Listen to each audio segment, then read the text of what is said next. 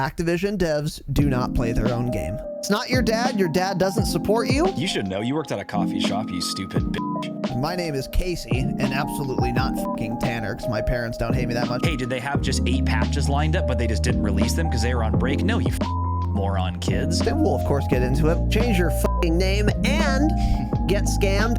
He's feeling under the weather. I probably won't say another word until Stay Humble, so have a good pod, Raz. I'll be here listening. Got it.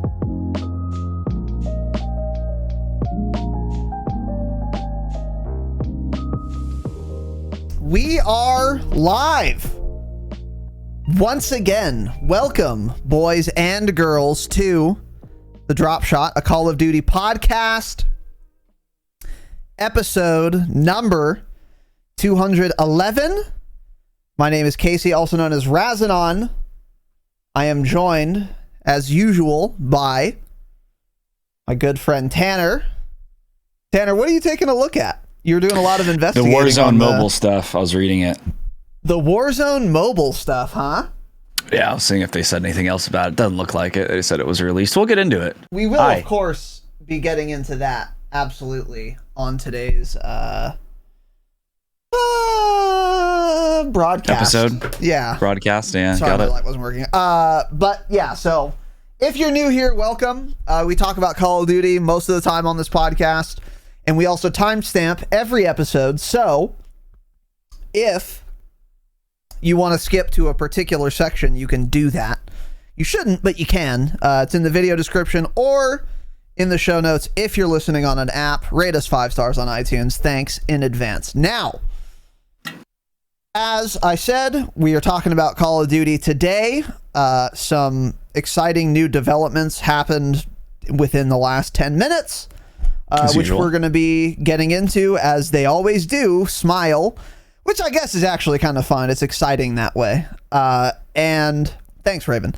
Thanks, Activision. I know you listen. And we have some other things to talk about as well. But before that, a couple of announcements. First, and most importantly, welcome to our new patrons. Our new gold patrons, Jacob L. That's a name. And Hoophead. Welcome, boys. I like that. Appreciate that. Also, Aiden. Not that Aiden, probably. I think the Aiden you're thinking of, the most earnings on Earth for Warzone, that Aiden, he should be a patron. He needs some help. But oh, he's dog shit, yeah. This is probably a different Aiden, and a better Aiden, because he's a gold patron at patreon.com/thedropshot. Welcome, boys. Jacob, Hoophead, change it, and Aiden, appreciate it. Also, some new Damascus patrons. We've got Flippa. Again, of course, change it. Obviously, don't know what that means, and I hate it. But, well, I don't hate you joining the Patreon at the Damascus tier. You're a fucking Chad, and I appreciate it. Also, Willie L, Bill L, Bucky L. Bill. Upgrading to Damascus as well. Billy, thanks, brother, and Flippa, much appreciated. And last, G Money 81. Join the Patreon with that name. Old lad, 81, huh? Yeah, old. You shouldn't be named G Money if you're fucking going on 40, man. You are about 25 years too old. Oh, you are 40. To have money in your username on any platform, G Money. Okay? I see your little avatar on Patreon, by the way. You're in Cabo San Lucas, being very white with your lovely wife or girlfriend or daughter, year old. Whoever that is, can't tell. 2-pixel picture on Patreon, sweet. Yeah. So change the name, obviously, but welcome aboard, brother, to the annual saving 16% Patreon at the gold tier. Much appreciated. Patreon.com/thedropshot. Best way to support the show. 7 bonus episodes each and every month. Once again, go to thedropshot.com. Find links to the Patreon and everything else there. That is the best way to support the show for you and for us. And we very much appreciate that, boys. Speaking of Patreon, we have done our first Patreon episode of the month. It is now live. we talked about Rebirth Island finally, and that is live right now. So as I said in that episode, we had been meaning to do a Rebirth Island episode for how long? Like a month or 6 weeks? We've been meaning to do one. A while. I think it's been like 2 months we've been talking about it. Yeah. And we tried really hard a couple weeks ago. Yeah, we tried really hard one day. Yeah. And we told the story of why it didn't happen, but we played Rebirth again this week. It went much better, and we did an episode on it. How did you feel about that last Patreon episode, which is now live at patreon.com/thedropshot, Tanner? Yeah, I liked it. It was kind of just didn't really have like, I don't know what you named it. I don't know how to describe the episode. It was kind of just like Rebirth everything. We just talked about our experience, little bit into like the stuff of like maybe what's meta, how people are currently playing the map, what we wouldn't mind seeing change with the map in the upcoming update to Rebirth, which will come this month, I believe, probably the end of this month, with the season update, mid-season update. But yeah, I thought it was solid. We had a lot of fun playing Rebirth, and it was exciting. I liked that one a lot. Yeah, that was a good episode. Yeah, we were kind of all over the place. The central theme obviously was Rebirth Island, but we talked about a lot. Some tips in there, some speculation, some observations.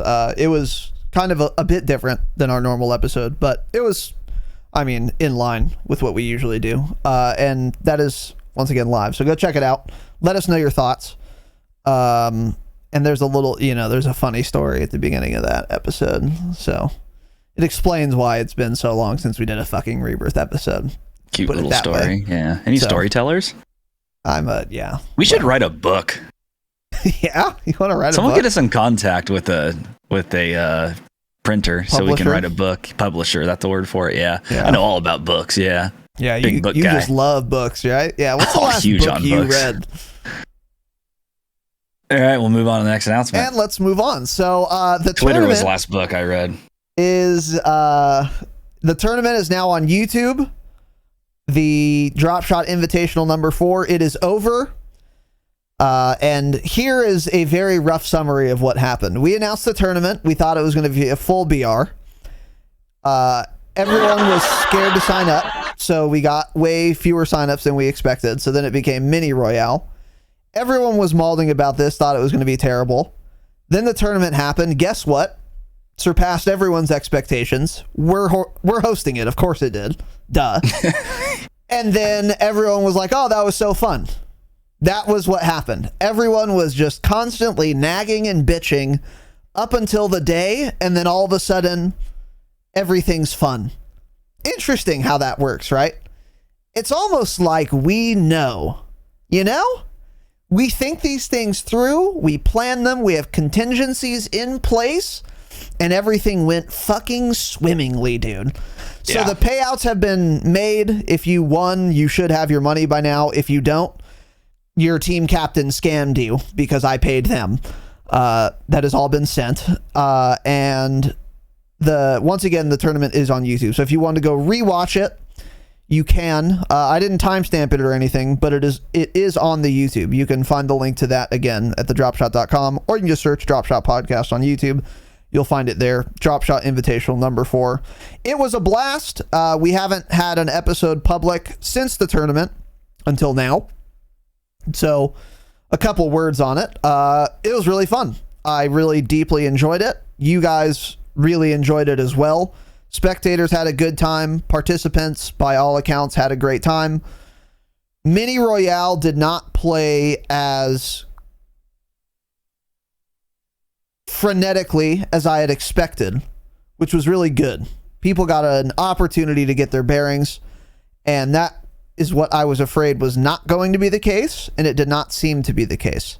And in fact, there were slow moments, which I didn't expect because it was a nearly full Mini Royale lobby, and there were still some slow moments, which is, I would take it over half the lobby dying with their, pistol they drop in with. That would have been super frustrating. So yeah, it was a great time. It was a great tournament. It's on the YouTube once again. And thanks to everyone who showed up to watch.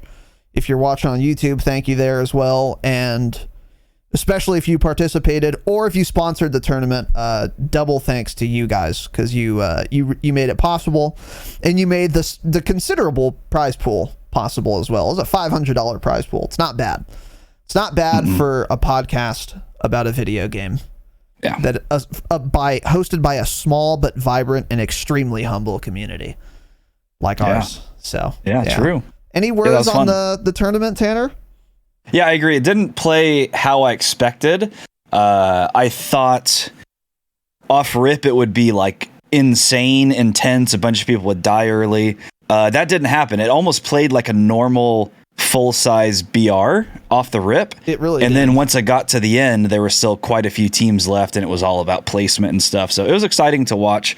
It's enjoyable to watch something like that because it plays so much different than a public lobby, whether it's mini royale or full BR.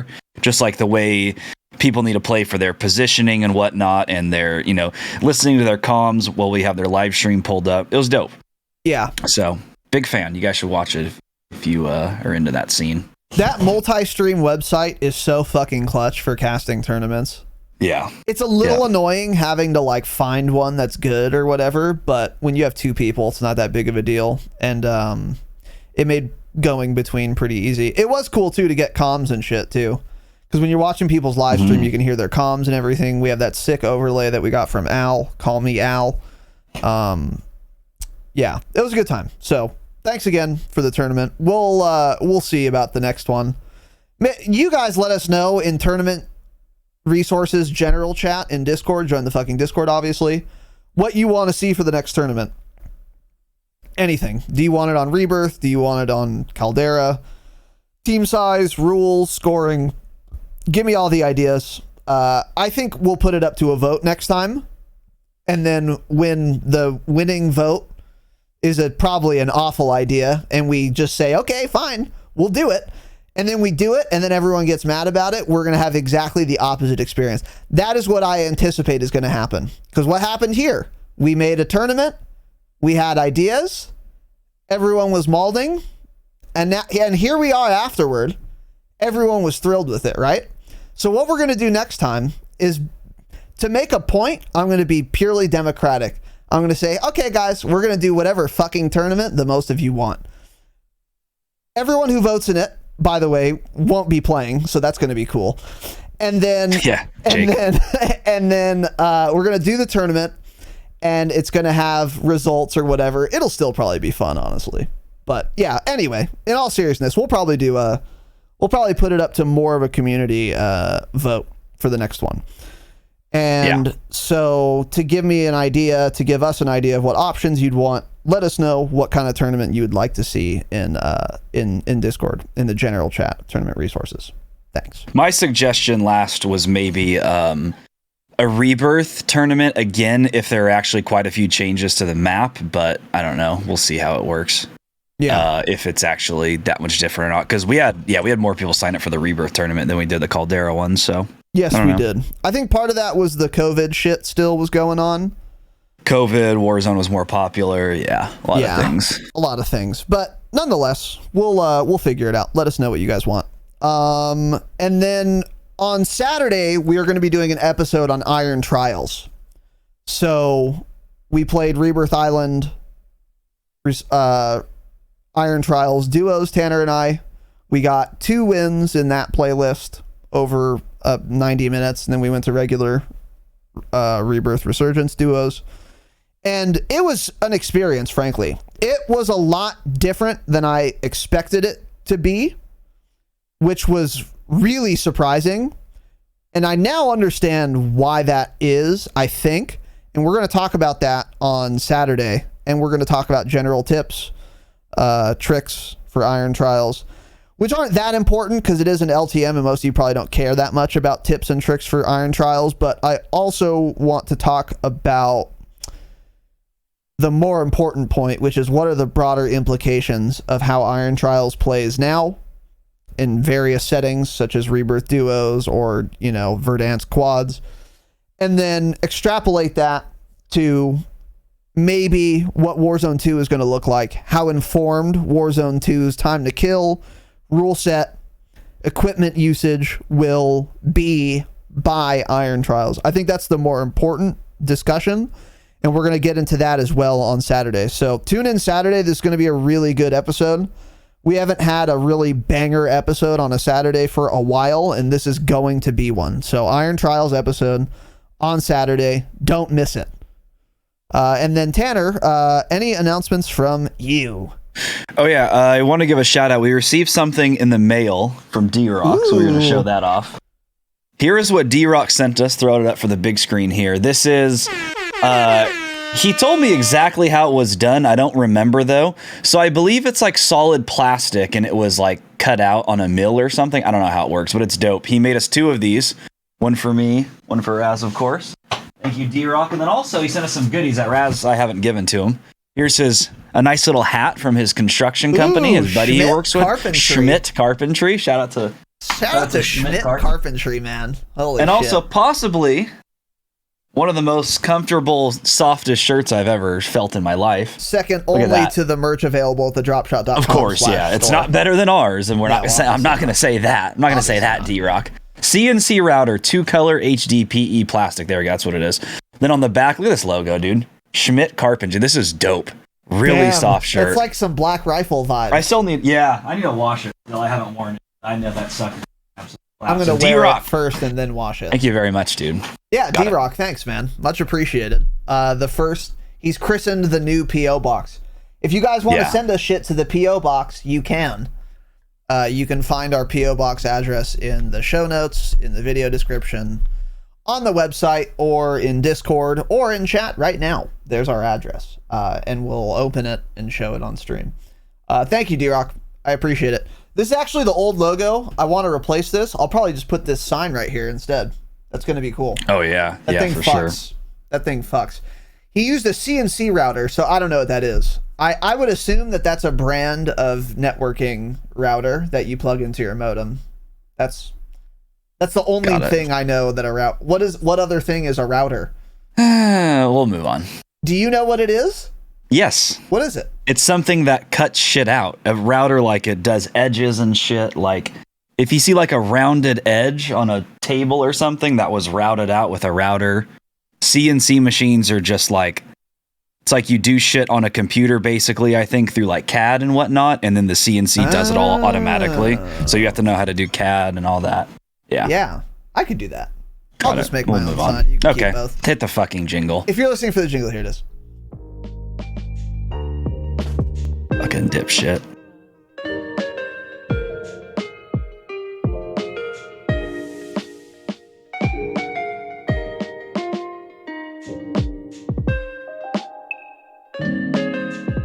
I think customs performance in general has been better. It's way better on Vanguard than it was in MDub for like multiplayer. And in terms of like connection and like crashing and lagging out, that seemed to happen less for this customs tournament than our last one. I don't know why or how, but yeah, it seemed to work a little better. Anyways, welcome to the show. Got a lot to talk about today. Let's dive in first. Playlist updates. Today is the 2-year anniversary of Warzone. Tanner has written a facetious note here. I will read it for the class. Where the fuck is Verdansk? They didn't bring it back today? And there are a billion question marks. I'm assuming Tanner is making fun of people on Twitter who thought they would bring back Verdansk today. There are literally people that thought that. Those people exist. People that thought that? Yes. Wow. So these people are obviously insane. Yep. So, yeah. If you thought Verdansk was coming back, that's a fucking joke. Stop listening, please, if you thought that. Yeah, we don't want you around us. Podcast. Yeah. 2-year anniversary of Warzone, though. That's interesting. 2 years. What a 2 years it's been, huh? Yeah, what a great 2 years of gameplay it's been, for sure. If you want to see my best gameplay clip, go to Twitter at Tanner Dropshot. Check out my tweet from today, March 10th, for a nice little clip. One of the nastiest clips I've ever had. just dinking heads. So yeah, go and watch that clip from a couple years ago, early Warzone days. Solid Warzone clip, man. Yeah, if you go on Twitter right now, for you Warzone players, which is probably most of you listening, there's a lot of reminiscing happening on the TL, which is kind of fun. Tim the Tatman dropping and not parachuting like his first game of Warzone on launch day. People think that's really funny. I find it. I would have found it funny at the time, but did he actually tweet that? I don't know. Someone did. But like, okay. He splatted. I'm watching it. It's not. I don't know. People think it's the funniest thing on earth. I don't get it. It's like, yeah, okay. If I was there that day, I would have laughed for sure. Like 2 years later, come on, man. Look, it's because it's a running joke that he always dies to fall damage because he does that all the time. Like actually, like not trying to. He just literally, there's so many clips of him falling. That's what makes you don't know. You don't even know who Whips is. So yeah.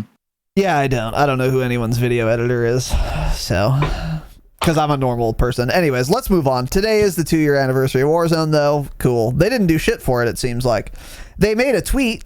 I think Activision or Call of Duty or someone was like, "Oh, 2 years today. Cool, man." So, like, whatever. I don't know. But anyways. Playlist updates March 10th for this week in Warzone. Caldera, Vanguard Royale, quads only, regular BR, all modes, and then Vanguard Plunder quads. So yeah, all BR, that's good. And then in the island, we still got Iron Trials duos, and then Resurgence duos, trios, and quads. So pretty boilerplate stuff there, which is good to see. A featured playlist update just dropped in Verdansk as well. Vanguard. 2-year anniversary. Streakless Ship House 24/7. That sounds fun. Shipment without streaks sounds fun. Yeah, doesn't that? That sounds really fun. This may be the best playlist ever, actually. Sounds awful because that map is awful. But yeah, that's probably the best possible playlist you could. Yeah. Well, streakless Shipment 24/7 would be the best, but yeah, it's pretty good. Streakless DOS House actually doesn't matter because it's not the streaks that ruin that map, it's the thermites and everything. So maybe if it was no streaks and no lethals, then that would be the best and possible playlist. Yeah, that would be great. Yeah, for sure. So that's cool. Actually, the best Vanguard playlist is to play Warzone, actually, yeah. Gondola 24/7. Hate that map.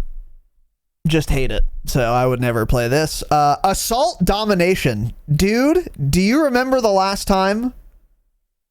Wait. Oh, Assault is the combat pacing. I was thinking of the other thing. Remember in BO4, there used to be a playlist called something Domination, and it was Dom. Deathmatch Dom. Was it Deathmatch Dom? Yeah, but kills also counted. That was such a fun playlist. They brought that back in MDub 2019. It was in there for a while, too. Was it? Yeah, they were very long matches because it would go to like 500 points because kills counted as a point, and then there's still like the Dom actual flags. Yeah, that was Deathmatch Dom is one of my favorite like LTM type game modes they've ever put in. Yeah, absolutely. But this isn't that. So this is not that though. Assault Dom is assault pacing, which I believe is the middle one. Tactical, assault, and blitz. Yeah, so assault Dom, that's pretty cool if you like Dom. Large zone blitz. That's interesting. So the circle's bigger. Wait, I was thinking of... I don't know what this means. No, I thought it said large zone patrol. That's what it made us be talking about large maps. I don't know. Again, like we talked about like last week or 2 weeks ago with that game mode Sledgehammer put out with the slower time to kill. They don't explain what any of this is, so no one fucking knows. This could be an amazing game mode. I don't care. I'm not going to open up the game to check unless they tell me what it is and it sounds good. Yeah. Like Streakless Ship House sounds good because I know what it is. Large Zone Blitz. Got it, man. Yeah, I don't know what this means. Thanks. Yeah. Sweet. Yeah, so words. Something that's blitz facing for sure. And Champion Hill duos. And then they also make sure to mention that streakless means no kill streaks. Thanks. No shit. They explain the most obvious point, but they don't explain what large zone blitz means. Very Gondola 24/7 equals only Gondola map. The new map in Vanguard. Yeah, got it, Sledgehammer. So thanks, Sledgehammer. Got it. Yeah, appreciate it, man. So now, moving on to patch notes, changes already in effect. Not too much here. I was looking for some hidden patch notes. There weren't really any other than the Vargo, which we're going to get into. But there is also a patch that was released like 10 minutes ago for Vanguard. And it is fairly small, a couple little bug fixes, but the main thing is sniper rifle changes. So all 3 sniper rifles have been changed. Type 99 now ADS is faster, and there's 80% less sway when you're walking. So this is more a lot of the faster. Holy shit. This is like a quick scoper sniper now in multiplayer, definitely. 3-line rifle, decreased sway 50% while moving, decreased flinch intensity by 50%, decreased max damage range from 40 meters to 15 meters. That doesn't make any sense to me. Yeah, I don't know why they would do damage that. range shit. That's really dumb. I don't like what are the rest of the snipers max damage range? Are they all like 20 meters or something? How does that? The 3-line's supposed to be the chunkiest that. one too, so I don't know why the max damage range would only be 15 meters. Yeah, maybe it's it almost still an upper chest kill up to 40 or outside of 15. I don't know. Yeah, I don't know. Yeah, I don't get that at all. So anyway, and then the Car 98K also ADS is faster, 595 to 500 flat ADS time. And then all snipers and marksman rifles decreased flinch intensity by 30%. They meant flinch. This change does not apply to the SVT, 3-line, or Gorenko anti-tank rifle. So, okay, so most of them. So they're trying to make snipers more viable in Vanguard, which actually kind of makes sense, because this is one of the things that I liked about Vanguard when it came out, is that snipers were terrible. I don't want snipers to be terrible. I want them to be usable, but not Cold War. So they're trying to make these more popular, because honestly, I never ever see people sniping in Vanguard multiplayer ever. Yeah. And in like Cold War, you saw it all the time, every game. And then in MW, you saw it sometimes. And I think that's kind of the balance they want to strike. Yeah, MW, you saw it about the amount that I feel you would expect it, like the average amount of snipers you'd see. And Cold War, it was just like, it was all LMGs and snipers pretty much. And then this game is all shotguns and riot shields. So yeah, you don't ever see people sniping in this game. Yeah. So that's a good idea. And they're not removing flinch, so I'm not too mad about that. And then that's pretty much it for that update. So pretty small update, but there you go. We also have some tweets explaining some of this. Given your feedback and our metrics, we recognize that snipers were underperforming across the board. Because of this, we wanted to focus on the strengths and weaknesses of each weapon in this class. And then they kind of explain Type 99s for the quickscopers. 3-line is our most stable sniper. We decreased the flinch received to allow players to maintain accuracy while holding a position. Got it. The Car is our jack of all trades sniper. It was already popular, but we gave it even faster ADS to give it a better chance in close quarters combat to offer an alternative to the Type 99. And then they said, and then they lied. As always, we're listening to your feedback. They're not. So there you go. And then next up is the talk of the timeline, the Vargo 52. And this is what Call of Duty has said about it. The Vargo 52 is one mean weapon. Okay. And it's particularly effective where versatile equipment reigns. And in zombies, it can be... Here's its in-game description. Full auto assault rifle. Good damage at mid-range with a fast fire rate. It's like 800 RPM flat. Improved muzzle velocity and reliable handling for steady firing control. So the Vargo 52 is a Cold War weapon. It is not a Vanguard weapon. I don't know why we're doing this, by the way. I fucking can't stand it. Stop adding weapons to old games, please. Well, no one wants a new fucking Cold War AR. Give me pretty sure Vanguard AR that's good.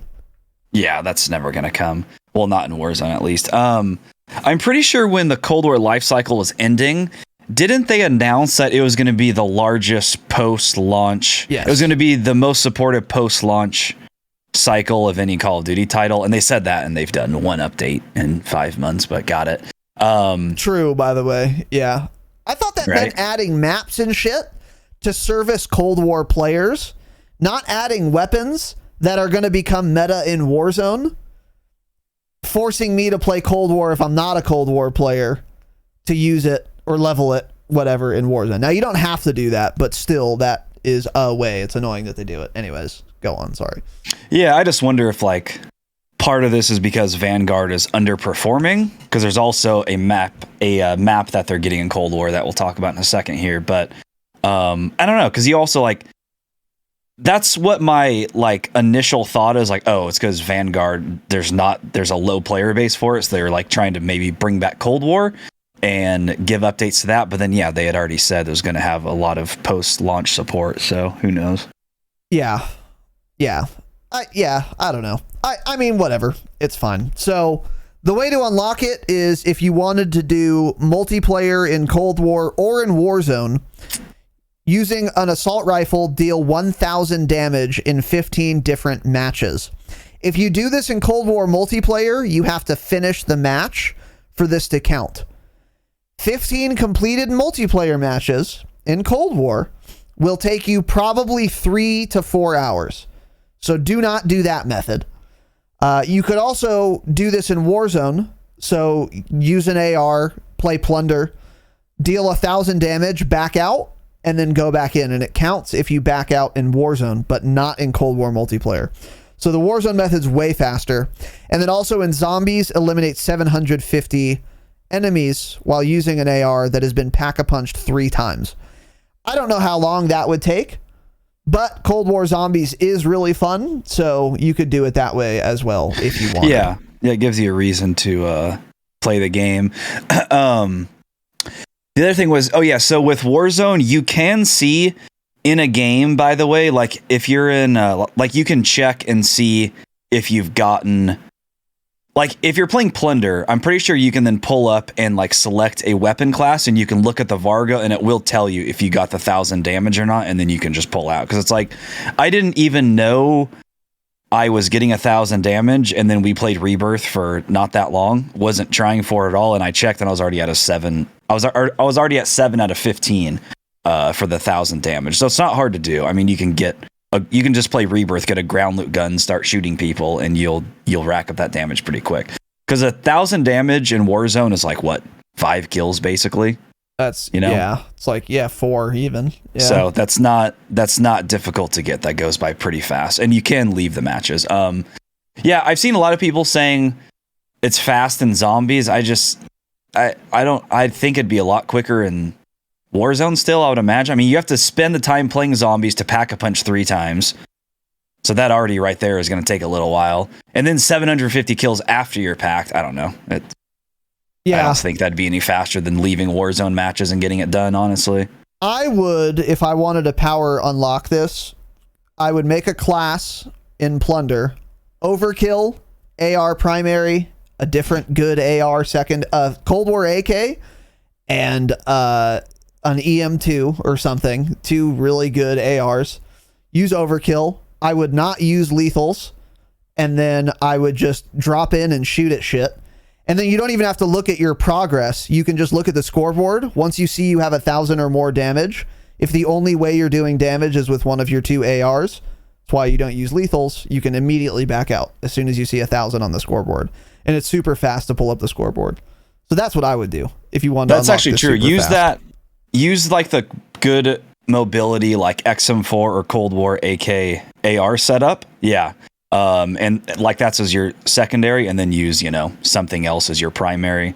EM2, like you said, C58, some shit like that. So you still have like good mobility with your secondary, but you're still getting damage with an AR. Yeah. Instead of an SMG. Yeah. So anyway, that would be my recommendation. But this is unlockable. What is this next little point here, Tanner? So this is in Warzone, of course. To my knowledge, Raven has not even mentioned that the Vargo is now in Warzone. When it came to Cold War, they said nothing about it. The only thing we've seen is since they've done a little patch to supposedly try to fix something yesterday, they've said that. So that was weird to see. I even looked through all of Raven's tweets today. I'm like, no, they had to have said something. Nope.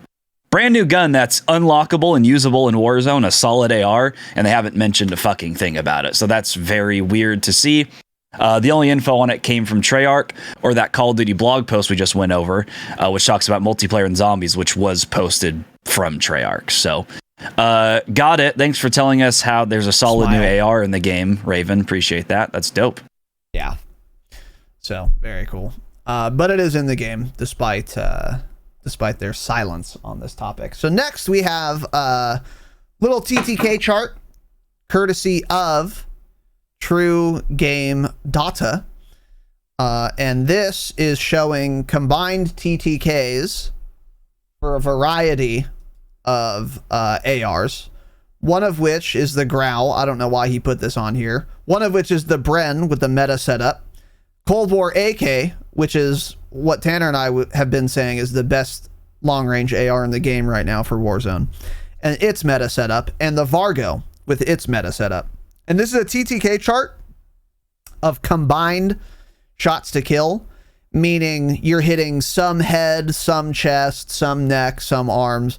I don't know exactly how the combination shots works on his website. It's a premium feature. I don't have his premium thing, but you can do that, and you can see the TTK with his combination charts on someone who is fully plated, full health. The Bren is still way faster than everything, up to 39 meters, and then it's still faster than the Vargo and the AK from 39 to infinity meters. And then very closely tied are the Cold War AK and the Vargo. Cold War AK is about 600 milliseconds flat up to 39 meters.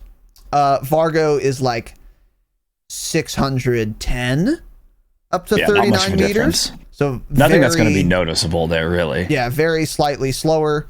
And then from 39 onward, the Vargo becomes faster at 720.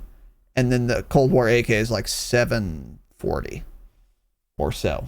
So it's pretty interesting. And Tanner and I were doing some more research on this. And the Cold War AK has a slower time to kill, or a lower multiplier at every location on the body except the head. And, oh, excuse me. The Cold War AK has a faster...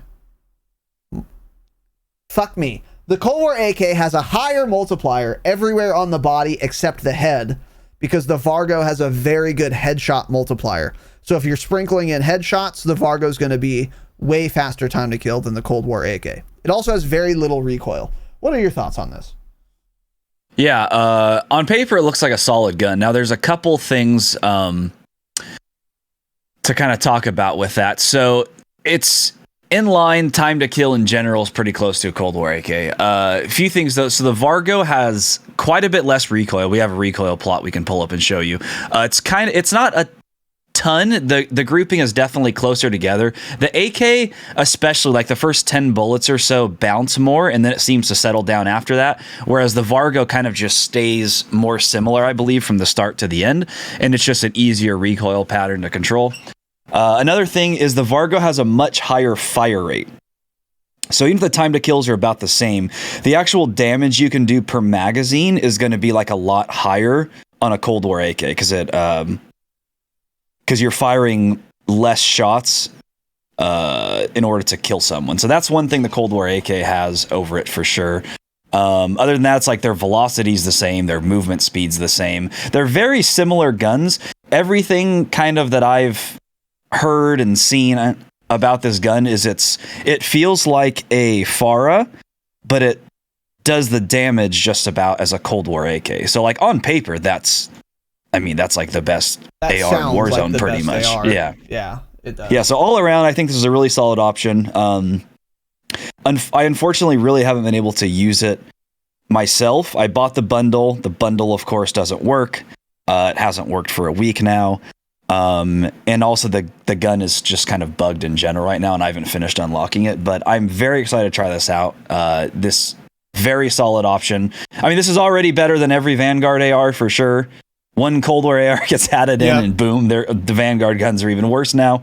So yeah, I don't know how this is going to work, if we're going to see this end up getting nerfed, maybe like the headshot multiplier or something. I'm surprised it's this good compared to how shit all the Vanguard ARs are right now. Yeah. And you can see on the recoil plot, like the magnitude of the recoil and even the pattern is like fairly similar. So the orange line is the Vargo, the pink one is the Cold War AK. Even though they're like fairly similar, when you look at the first like 5 bullets, you can see the difference. Like the Cold War AK has quite a bit of initial kick, not quite a bit, but compared to the Vargo, it is quite a bit that the Vargo has a lot less of in those initial shots. Those are the most important when you're looking at recoil, because I mean, if the shots to kill is 7, then the recoil of the first 5 is going to be super important, obviously. So that is going to be pretty good, especially for a long range AR on this map, because you are absolutely shooting people in general that are farther away than you normally would on Verdansk. So I have not used the Vargo yet. I plan to soon, and then I will get back to you. But similar times to kill. Yeah. Yeah. And a lot of it's similar again, but until I use it, I won't be able to say which one is ultimately better.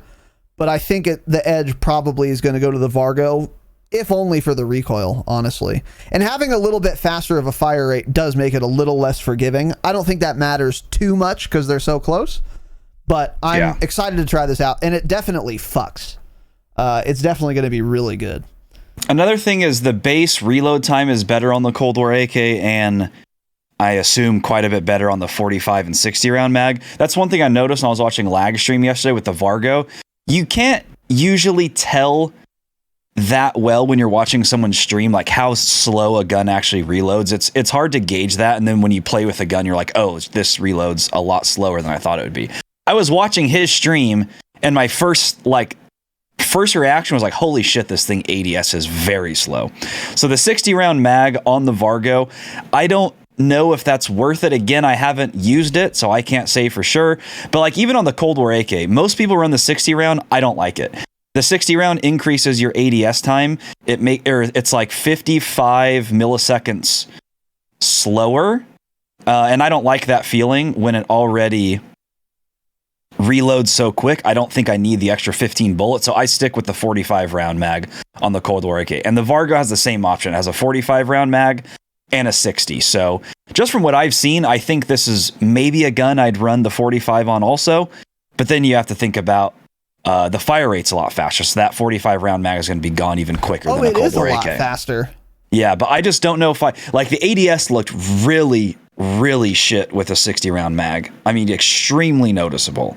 So that could be a deal breaker for me. I know it's not the end of the world, but for me, I don't like slow ADSing assault rifles. They just piss me off more than anything. They're annoying to deal with. So I don't know. That's something you'd have to test out for yourself and see what you think is better. Because yeah, that 45 round mag is going to be gone quite a bit faster on the Vargo. Yeah, that's true. I think for most people, for that gun, it may be worth a trade-off. Yeah, for most people, the ADS time is probably not going to matter too much because it's not like an LMG or anything. I think you just are particular about your ADS speeds compared to most people. But yeah, it's definitely worth unlocking and giving a shot for sure for those of you listening. So there you go. What is this next point, Tanner? I didn't see this yet. Oh, one thing here. I just pulled this other chart out to look at. People talk about the auto being good. Hey, up to 38 meters, the Vargo kills at about 609 milliseconds. The auto is about 800. And this is what everyone says is one of the meta ARs in Warzone. No, it is not a good gun. It is an easy to use, low recoil, good Vanguard AR. In terms of an actual Warzone AR, this is probably the 5th or 6th best meta AR, in my opinion. It's dog shit. I've tried since the launch of Caldera to make this gun work. It's not good. So people that say it's meta, you're just wrong. It's dog shit. The Vargo kills so much faster. Stop using this gun. If you're playing regular BR, not Vanguard Royale, there is no reason for you to be maining a Vanguard AR ever. Yep. Stop. Correct. You can use the Bren or something. That's fine. But other than that, absolutely fucking not. You know, Cooper, great sniper support gun. Stop using Vanguard ARs, though, if you're playing Warzone, regular BR. It's just ridiculous. They're so much slower killing. Yeah, they are. And this, I'm glad you made this chart. Isn't that chart sad? Look at that. Yeah. That is, holy shit. So this is comparing the Automaton and the Vargo. The Automaton TTK is 790 milliseconds up to 39 meters. The Vargo is 610. That's outrageous. Almost a 200 millisecond difference. I mean, what it's almost as bad as the Kilo. Now it makes sense. It actually is making sense now. All the shitters like the Kilo because it's easy to use. This is the same shit. Look at this time to kill when it gets up there. It's like a second. Yeah. It's like 100 milliseconds at range. Yeah. The Kilo, I think, gets up to like, what is it, 1,300 milliseconds time to kill. It's very, very really dog shit. Yeah. And this is almost at that level. So now it's making sense. If you like the Kilo and you think it's a solid meta AR, then you probably like this gun, and you're also an idiot. Yeah, correct. Yeah, unsubscribe from this podcast. Yeah. Vanguard ARs are very niche. You can use like the Cooper as sniper support, and maybe that's it. So just keep that in mind. We need a Vanguard AR just buff across the board. We've been saying this for quite a while now. We've tried to make them work. We've tried our hardest. They're shit. They're just not good. Yeah. This is coming from me who used to always say, stop using Cold War and MW guns. Get over it. Use Vanguard guns. We have a new game. And I'm just, wrong. That was wrong. Yeah. Done making it work. They're not good. Yeah. Yeah. If you want to use an Automaton long range, play Vanguard Royale and then fine. But even then, you're going to get raped by the Bren.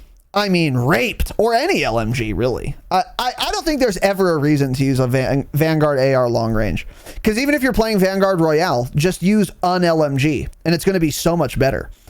So, yeah. I don't know. But there you go. Anyway. Yeah. There's also a Warzone patch yesterday, the 9th. Pretty small one. Just some bug fixes here. Fixed an issue allowing players to retain weapon perks from a previous loadout. We covered this glitch last week. They have supposedly patched that out, which is really good because it was super broken. Fixed an issue causing the Vargo 52 to not refill ammo after reloading. So this is something we forgot to talk about. Vargo was super buggy in Warzone when it came out. Still is, by the way. It is still fairly buggy, and I think according to our community, so take this with a mountain of Himalayan salt. Some of the magazines are still glitched and buggy, but some of them work as intended. So supposedly the 60 round mag is fine on the Vargo 52 in Warzone, which is probably what you'd want to use anyway. But again, take this with a grain of salt, and maybe some of the other ammo mods are still glitched as fuck. But this was like a disaster of a weapon on launch, and that's probably why they didn't announce it, because they didn't mean to release it, but they did on accident. So that's why it was such a fucking mess. And I believe the bundle for the Vargo still does not work. Is that correct? Correct. Yeah, because I wanted to do it the easy way. The bundle comes with all the meta attachments. It does come with that 60 round mag, though, which, like I said, I don't know if I'm going to personally like. But yeah, I'm actually probably going to finish leveling it up after the pod. I want to start using that sucker. It looks very fun. But the bundle just doesn't work. If you set that on your loadout and you grab your loadout, you just don't get the gun at all. So like I was playing Random Field Rebirth last night, and I had it on my class. So like even in the pregame lobby, it gave me my SMG that I had, but I just couldn't switch guns. There was nothing there for my secondary. And last time we played, Cope set it up on his custom class. You go to grab it, and it gives you a pistol. It gives like a 1911 or some shit. It's very bugged. So don't bother buying the bundle until that's fixed. That's been on their Trello board since don't give them last money. Week. Don't buy the bundle at all. But I'm honestly very surprised it still doesn't work for something that they're losing money on. I know that is crazy for a meta setup of a fast killing Cold War AR, and that's not fixed within a week. That's, I don't know, that's pretty surprising to me. Yeah, for sure. For sure. Yep. All right. Moving on here. Some tweets from Treyarch Studios. New ranked play skill rating adjustments are rolling out for players who disconnected from a significant number of matches prior to the disconnect penalties added on February 28th. So we covered this as well. There were no DC penalties, and we were just astounded that ranked play in Vanguard released that way. And now they are retroactively punishing people who did that. About 2% of players will be affected, and they'll see the change reflected after completing their next match. Why are we doing this? To keep a level playing field and prevent players from purposefully leaving matches. You're doing it retroactively, so that's not what you're doing, but okay. Case in point, the top offender has disconnected 280 plus times since ranked play's launch. Dude, if you queued for a game and then instantly left, even if you did it that fast, how many hours is 280 fucking games of doing that? Yeah, that's my same thought. This guy is a grinder. Enjoy your negative 2,000 SR loss, Chief. Don't say that. You're a brand. We hope it was worth it. And then they say in brackets, narrator, it wasn't. Cringe? Hate it. Stop. Hate it. Why do you hate that? Hate it. What do you want them to tweet? Leave off the bottom. That's literally what the opposite of what we usually say. We always, well, that's what I say, is that we want them to be like open and communicative, and then they say something funny like, cringe, you're a brand. You're a fucking idiot. That's what you are. I want them to be communicative by telling me what they're doing and why they're doing it, not trying to make fucking jokes on the timeline when your game doesn't work. Stop it. Hey, you want to joke and have fun? This isn't their game, though. Make us have fun first, man. This isn't their game. This is Sledgehammer's Vanguard disaster. time to kill is 1 second. Minus Got one. I wish it was 1 second, actually. Fuck you. How about that? Got it. How about fuck you, Tanner? Anyway, Tanner thought this was really funny, and he was he was crying, laughing before the show. Maybe we should just have Bobby tweet everything, right? Fucking boomer Facebook memes like the ones I sent you last night. Is that what you'd rather see? No memes, fucking man. Dipshit. Fuck You're memes. an idiot. Fuck companies making memes. Know what happened when we got serious shit? We got Ashton Williams. You realize that, right? No jokes, nothing funny ever. And that's what we got. She didn't tweet anything ever. Got it. There are ways to do it. This is not it. Got it. So fuck Treyarch. The words of Razinon do not, I do not agree with those. The Dropshot LLC as a whole does not agree with these statements. He's full of shit. He's dog shit. Ratio. We'll do a compromise. If you want to make a fucking joke, make it be funny. Have it be funny. That's what I would like. It doesn't even make sense. It's not funny. It makes perfect sense, but what it's do you still think not of funny. Napoleon Dynamite? I fucking hate that movie. Yeah. Whoever was in that could not patron chat, there we go. stand I told you guys. I could not stand it. It was awful. It wasn't funny. There was one That's literally scene what that I was said. funny. It doesn't even make any sense. It wasn't funny. Yeah, exactly. Got it. Yeah. Got it. It's humor for apes and chimps and gibbons. Yeah, get ratioed. I agree. Hipfire. Got it. L take Anyways. So. Anyways, there was one funny scene in Napoleon Dynamite. I don't remember what it was though, but it was probably the least funny that scene. Movie. Was it the one where he throws the football over the mountains? I don't remember. Even if you told me, I don't think I'd remember. Okay. I think it was something with his uncle though. His uncle was funny, dude. His dad or whatever. I don't know. But it was his uncle, yeah. Well, that's what we're watching for the next movie night, by the way. So I'm not even opposed to dumb comedy, but it should be funny. Like Trailer Park Boys is a really funny show. Because it's like, they're like stupid and dumb or whatever, but like the jokes make sense. And like why the characters do things makes sense. And that's what makes it Trailer funny. Park Boys is a fantastic show. It's fucking hilarious, yeah. It's up there. Good. It's a top 3 of all time in my book with It's Always Sunny. Those two are for sure in that sucker. It's Always Sunny is my number 1 for non-animated comedy for sure. Trailer Park Boys has to be in the top 3 too. I can't even think of a third. It just got so shit towards the end of the show. It fell off so hard. Did it? So fucking hard. Yeah. But early Trailer Park Boys was the best. Yeah, it was really good. Really good. Archer is the funniest animated comedy show ever, by the way. Most people say South Park is the funniest. South Park is great, real funny. Archer's funnier, though. If you guys haven't seen Archer, you should go watch it. It's fucking hysterical. I've cried laughing at it, and it's a cartoon. Takes a lot. So, by the way, Raven is listening to our podcast live right now. They just tweeted out a minute ago. Reminder: we are continuing to actively investigate an issue for this fix. A fix for this issue, sorry. And it was a retweet of when they said the Vargo bundle is not working that they tweeted 6 days ago. And they just now tweeted, reminder, we're looking into this. So they're listening. Thanks, Hi, Raven. Thanks for the retweet. And Raven, keep up the good work of communicating without making cringe, unfunny jokes. We appreciate that too, Raven.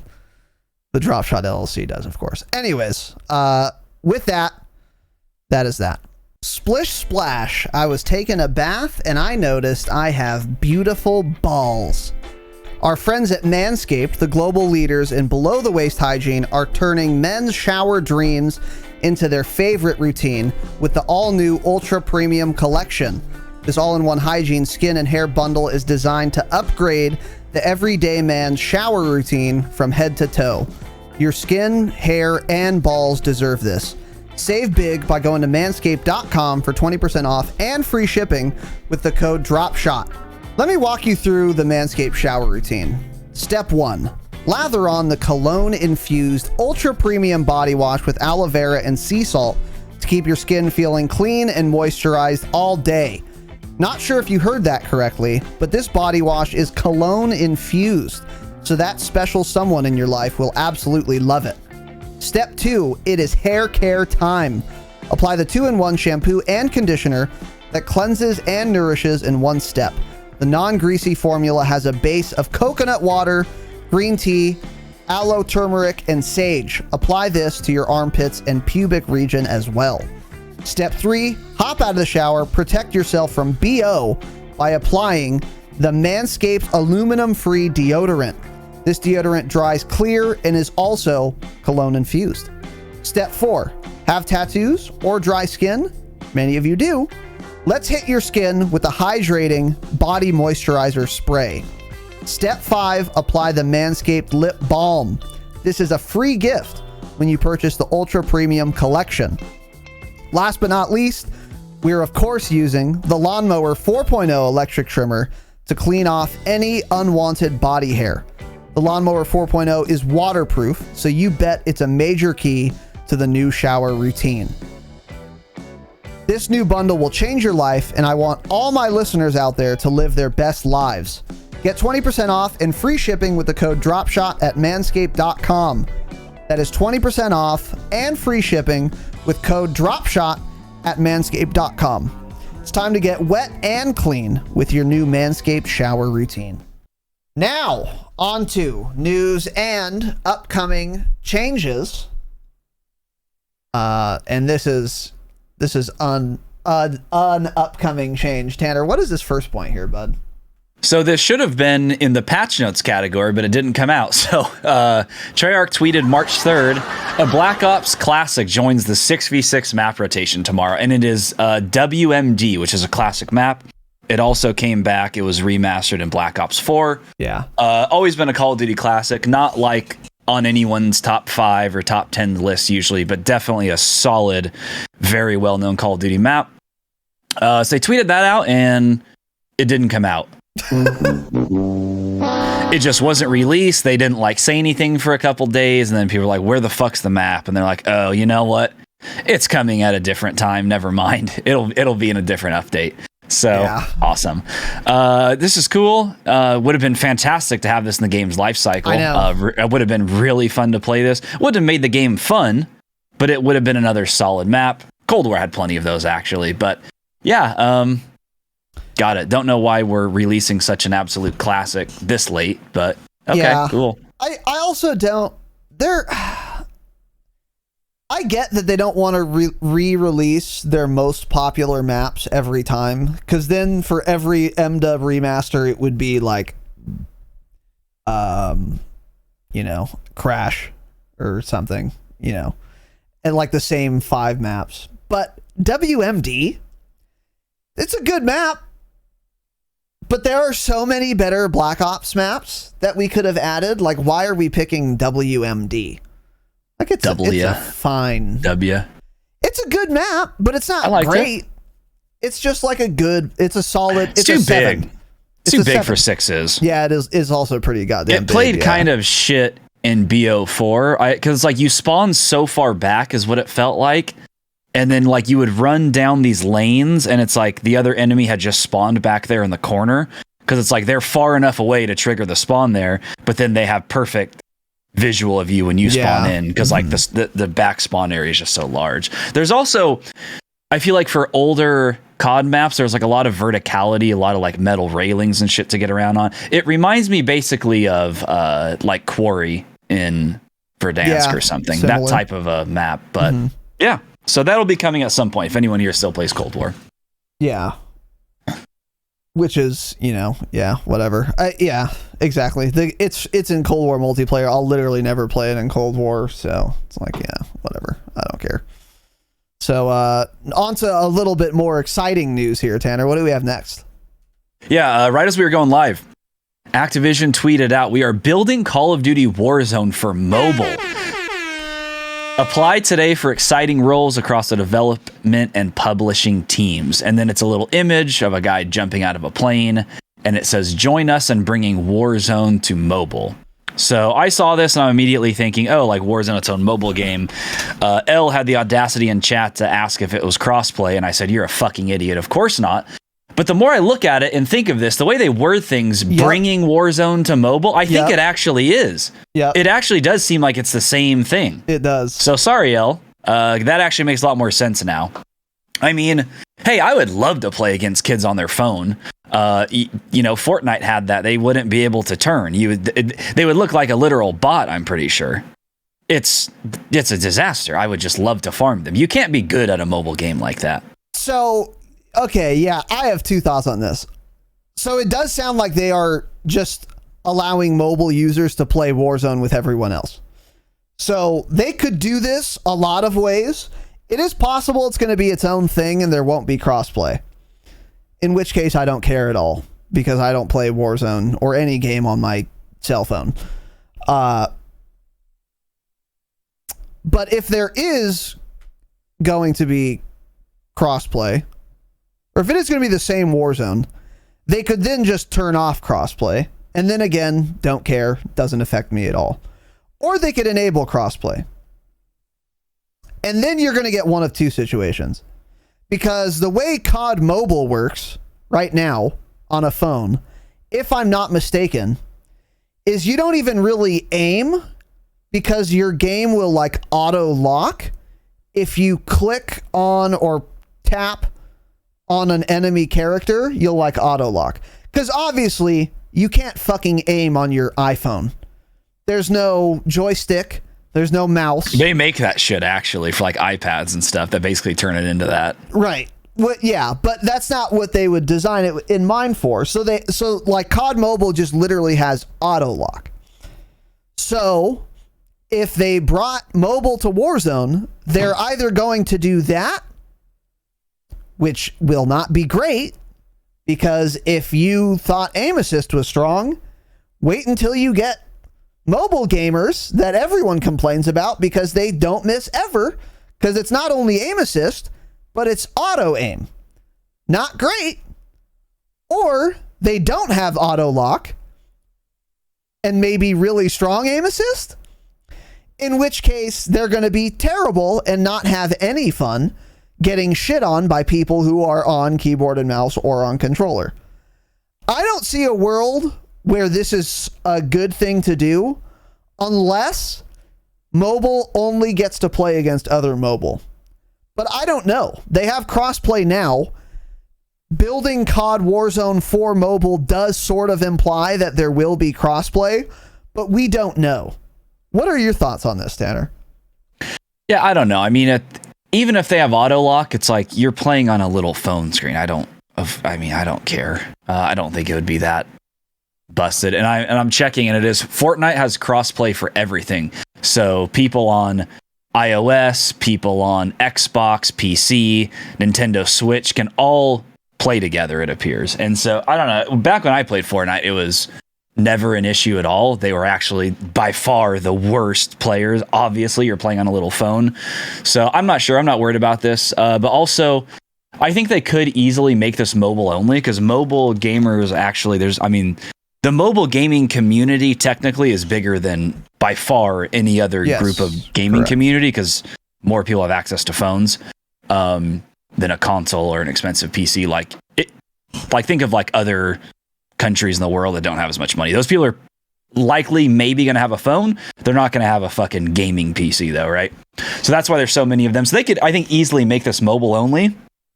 But yeah, I don't know. I don't see this really being an issue at all. I wouldn't be worried about getting killed to someone on a 4-inch screen. Yeah, I think that is far less likely. So these people are either going to get completely shit on by people not on their phones, or there just isn't going to be crossplay. I can't see this being the same thing the more I think about it. You wouldn't even be able to see anything on Caldera. On a tiny screen like that, with trees and bushes, there's no way. Yeah, it's weird. I don't know. You can't even get 100 frames and you have a 3090. Yeah, this is going to be mobile only. Well, they'd have like an FOV of actually like 50 probably. Like even lower than like an Xbox 360.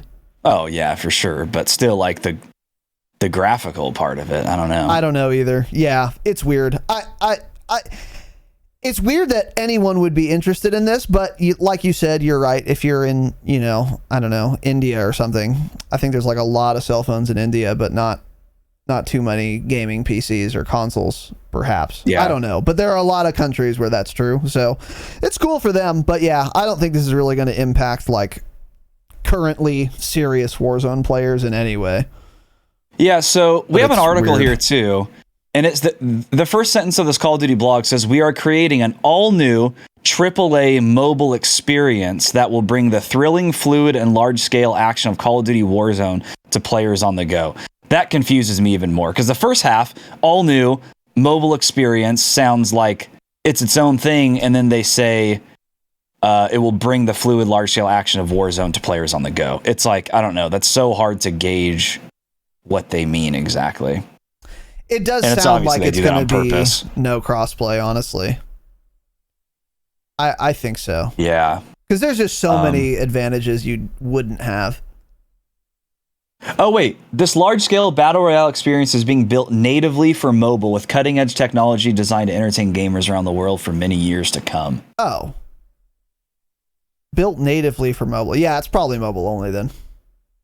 Probably going to be called like Warzone Mobile or something. Yeah. Yeah. Okay. There we go. So. Yeah, I think that pretty much says it. That's cool. Yeah, I don't really care that much. And yeah, I said this earlier too. Like Hitfire saying in chat. Imagine how much battery playing fucking Warzone would take on your phone. Like a single game. Yeah, you're going to lose like 60% of your battery. So you're going to have it plugged into like an outlet the whole time you're playing anyway.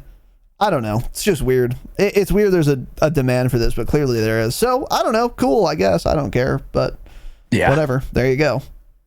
So, yeah. Oh, boy. It's this next point, Tanner. Yeah, so Activision's hopping on the no one's letting Russians buy shit. So here's an announcement. Today we're announcing Activision Blizzard will be suspending new sales of and in our games in Russia while this conflict continues. We will continue to look at ways to support Ukrainian people. I want to reassure you that the safety of our employees is our leadership team's top priority, blah, blah. Blah, blah. I also want to take a moment to recognize the incredible work of our teams to support the Ukrainian people. The company is matching employee donations 2-to-1 to organizations providing immediately relief in the region. Together, we have raised over $300,000. Next week, we plan to add additional charities to choose from. For consideration, we'll also raise the company matching limit from $1,000 to $10,000. So, I just thought we'd announce that because everyone's doing it now. No one's selling anything to Russia, pretty much. All the big companies are stopping. You can't even use like PayPal and anything there anymore. I'm pretty sure everything is being locked out. So they're all just going to end up starving and dying, probably. I'm either really misunderstanding something because a lot of companies are doing this, or this is the dumbest virtue signaling I've ever seen, because if I'm some guy in Russia, right? Imagine that I am some guy in Russia. I'm a civilian. I don't work in the fucking Kremlin. I'm not an oligarch. Opachki. I'm not a trillionaire. You're a scav. I'm just a scav. I'm just some guy in Russia. And I'm mauling that Putin has decided to invade Ukraine. But there isn't shit I can do about it because it's Russia. And no one tells Putin what to do. Least of all his own citizens, right? So I'm some guy in Russia who just wants to stay at home, game, and not pay tax dollars that contributes to the deaths of Ukrainians. And I voted against it, but there aren't votes, so, and if there are, they don't matter, so there's nothing I could have done to stop it.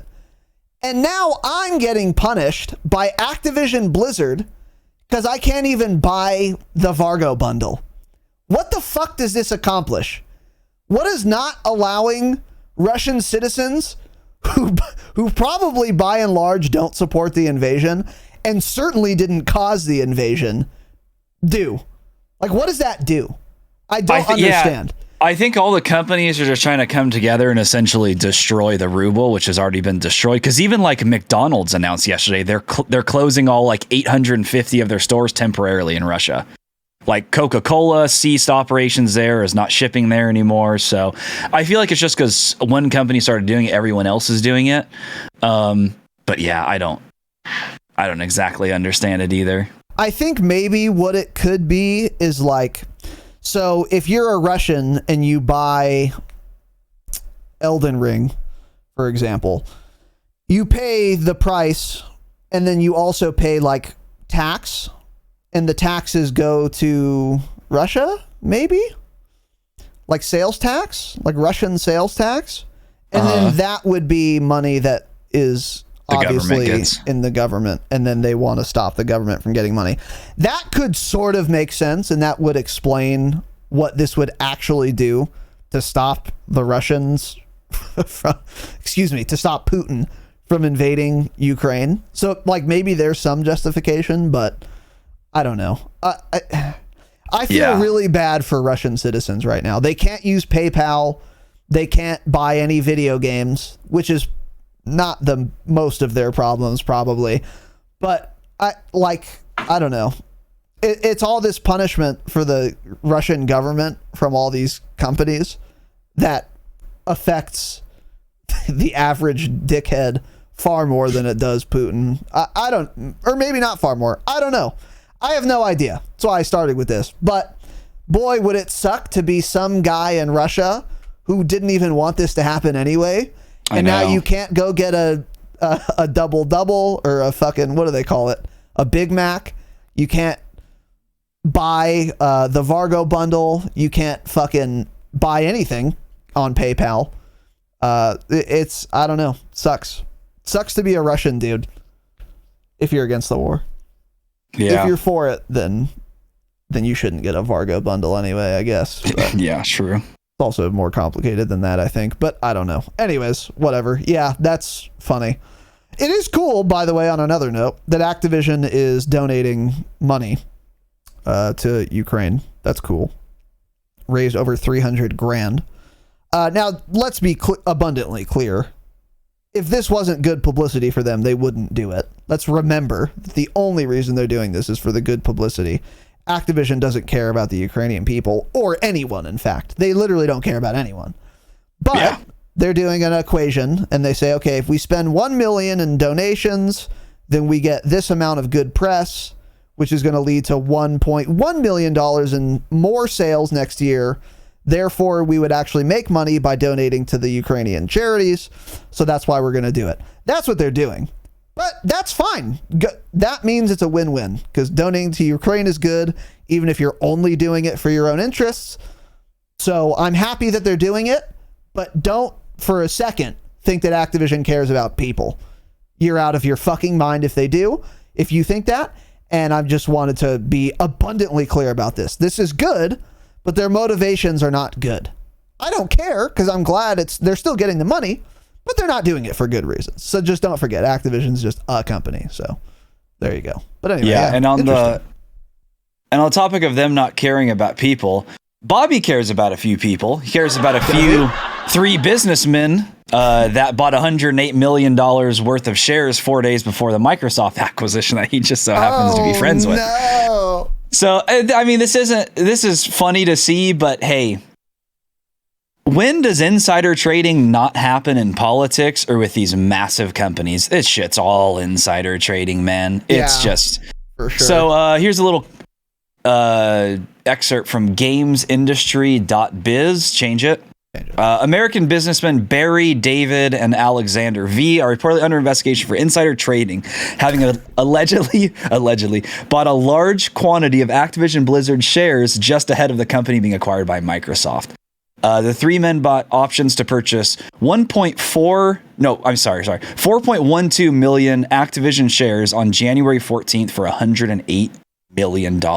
They, of course, all have links to the CEO, Bobby Kotick. One of the guys served on the Coca-Cola board of directors with Bobby K. Another dude, David, is close friends as they previously worked together at a talent agency. And then the other one, he's married to fashion designer Diane V, who is the mother of the other guy that was part of this, Alexander V. So it's all just boys being boys, dudes being dudes, you know, just businessmen being businessmen, making a shitload of money. Borp a business up. So Diller told the Wall Street Journal that it was simply a lucky bet, adding that the 3 businessmen acted on no information of any kind from anyone, and that was one of those coincidences. Got it. And I'm sure they hadn't bought $4 million or $4 million worth of Activision shares. No, not $4 million, 4 million Activision shares, which is way more than ever in their life. Yeah, which is a lot more than $4 million. But yeah, it was just, you know, no one told me that. What are you talking about, man? That's deeply unsurprising, super brazen.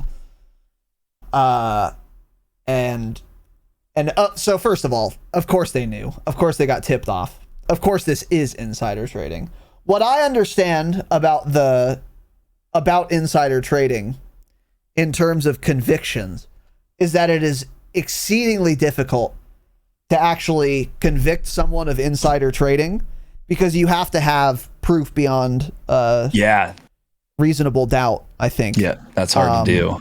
That they acted on knowledge that they received, insider knowledge. And that's really, really fucking hard to prove. So what I'm assuming is going to happen is Bobby told them, and then they asked their lawyer, hey, am I going to get in trouble for this? And their lawyer is like, okay, did he email you about it?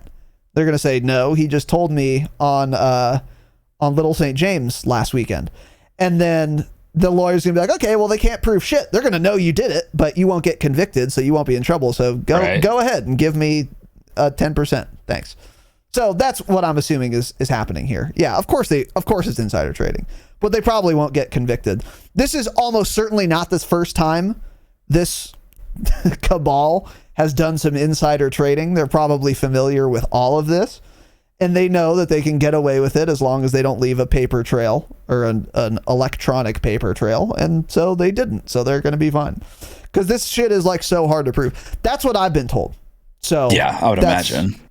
I don't think they would do it this openly unless they knew that they couldn't get actually convicted of it. So yeah, I mean, every single man and woman, Republican or Democrat in politics in the United States is involved in insider trading every month of their life. Oh, of course. That's how they all make all their fucking money, is insider trading, of course. All of them do that. So yep. Yeah, and this shit's just impossible to prove. So they'll get away with it, but everyone knows it's insider trading.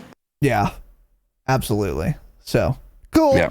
It's exactly what you'd expect from these people. That's fine. I don't know. Whatever. Yeah. I don't care. Yep. I mean, money's fake anyway. Stocks are fake. Whatever. Who's left holding the bag? Not them. So, yeah. I don't know, but whatever. Anyway, that's it for that one. So, Tanner, anything else you'd like to discuss? No. All right. So that's it for this episode, boys and girls. A little bit of a shorty episode, a little shorty thing, but Saturday, reminder, we are going to be talking about Rebirth, Iron Trials, And Iron Trials more generally is kind of the topic of our episode on Saturday. We're obviously going to be talking specifically about Rebirth Island, Iron Trials Duo, since that's what is active right now, but we're going to talk more about Iron Trials in general as well.